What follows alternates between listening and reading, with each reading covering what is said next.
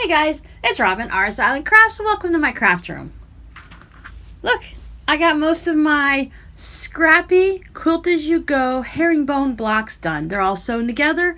I have one more row to sew on, but I just wanted to talk this week about how you stitch these together. As you can see, there's no sashing or anything like that, and I still have not put the backing on.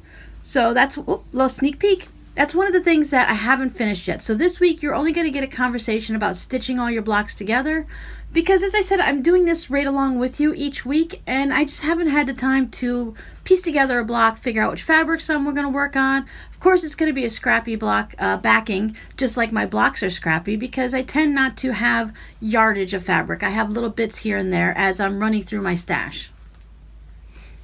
My goal is hopefully before the end of the year 2019 to have used up 90% of my stash and only have little bits and pieces left here and there so that I can rejuvenate and start a new stash.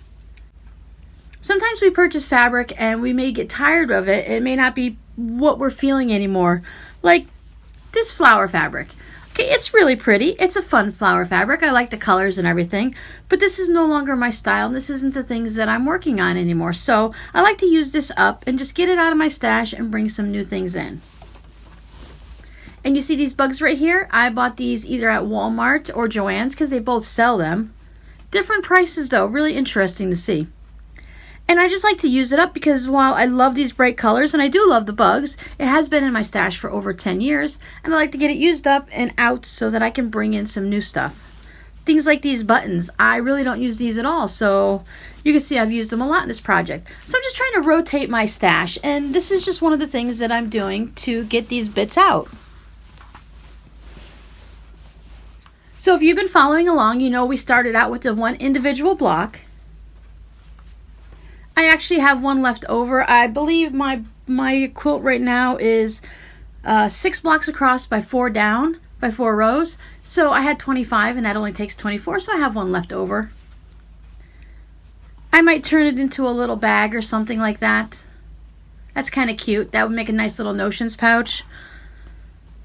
Put a little gusset on it. It would make a nice little change purse. But anyways, I have one left over that I'm going to have to find a use for.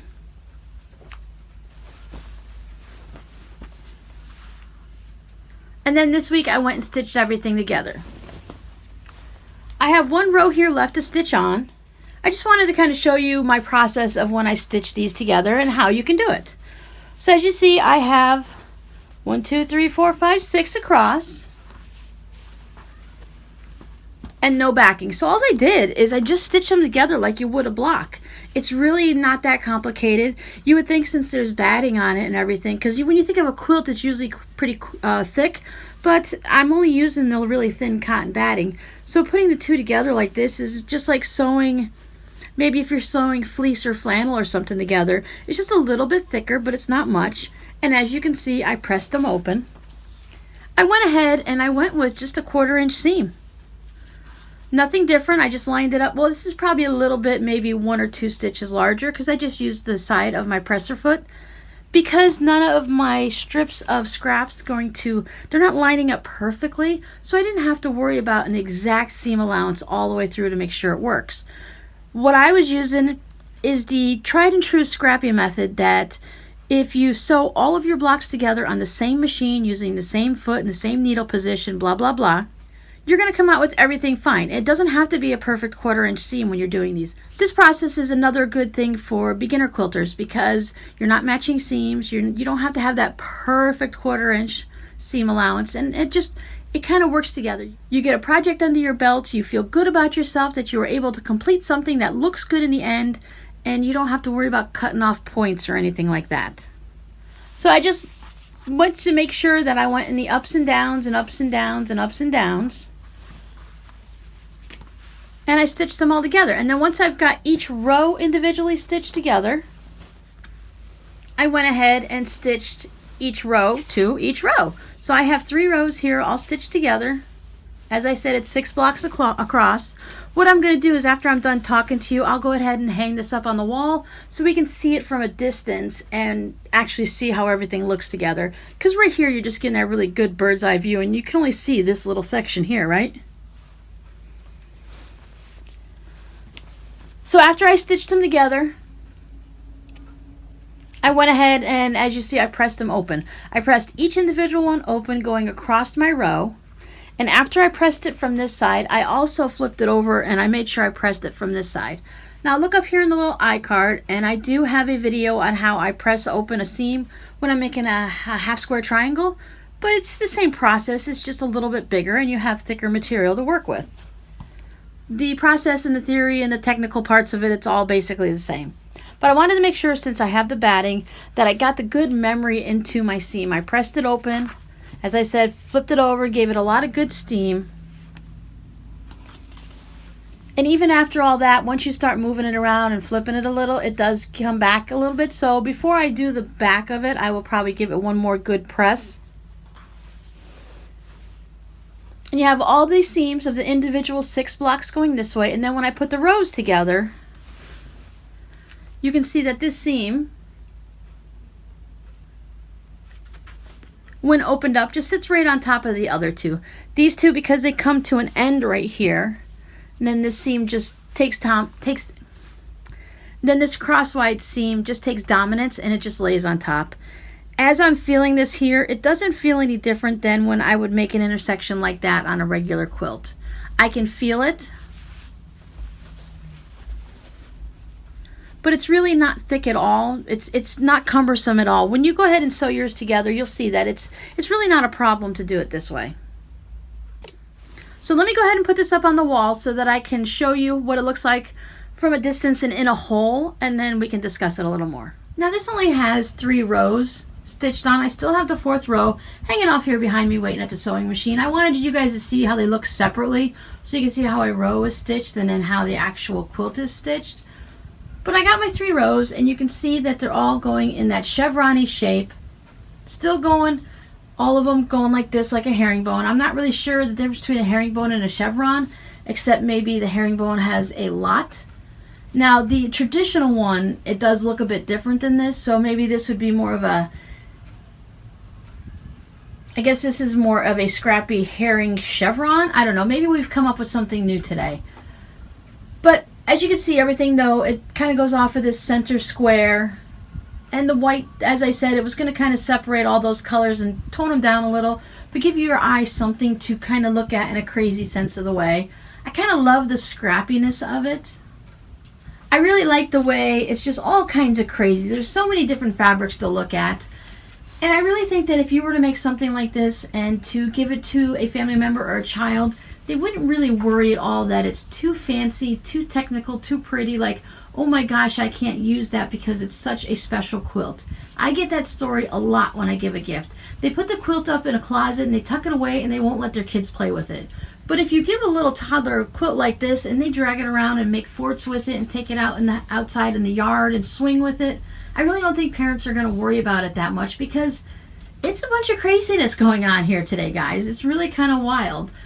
So that's why I thought this would be a fun way to allow a child to find the love of a handmade quilt, and to allow the parents to actually allow their children to play with their quilt and have fun with it, because blanket forts and quilt forts and stuff like that are really important when you're growing up. And come on, it's fun to snuggle under something you know that your aunt or your uncle or your grandma or your friend or whoever made for you specifically.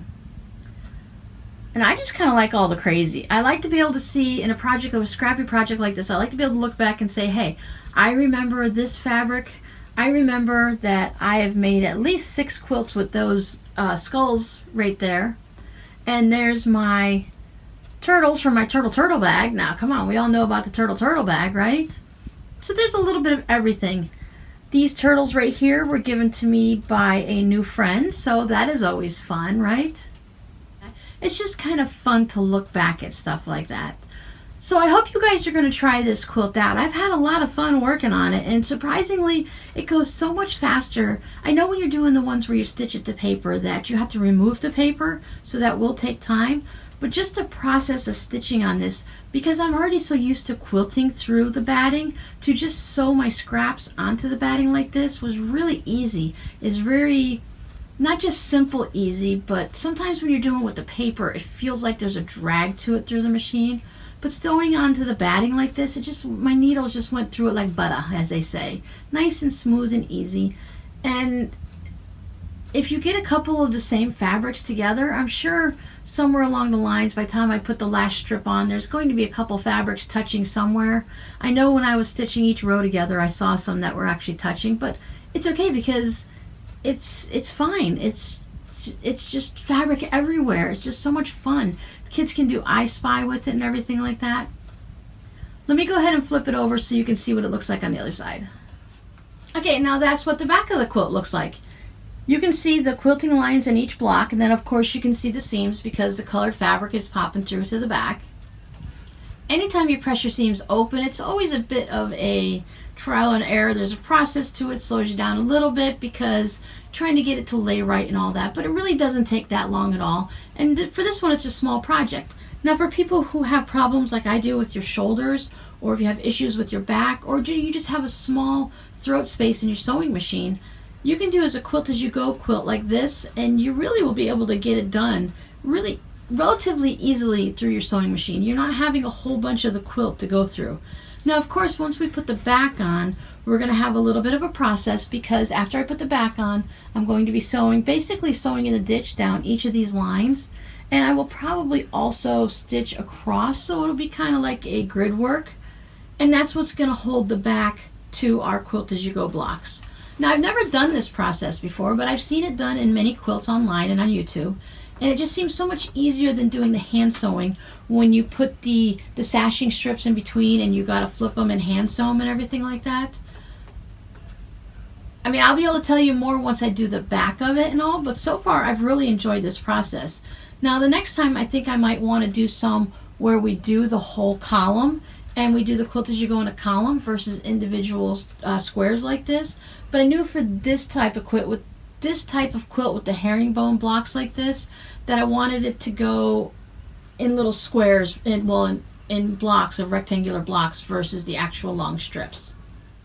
I also want to try the one where instead of doing like this paper piecing type or foundation piecing, where you actually sew all your blocks and then you quilt the individual blocks on top, like you piece your blocks and then quilt them, because I think that was like the original quilt as you go process, and I have never tried that, and I think that would be fun too. But we'll see. I got to get through one project first. Once I get through this project, and then I'll worry about the next one, right? So that's it for this week. You come on back next week and we will be doing the final part where I show you how I put my back on, and we're still gonna have to, I'll still have to do binding because I could do the where you put your back on it and then you flip it inside out and then quilt it that way, but I think I want to put actual binding on this one.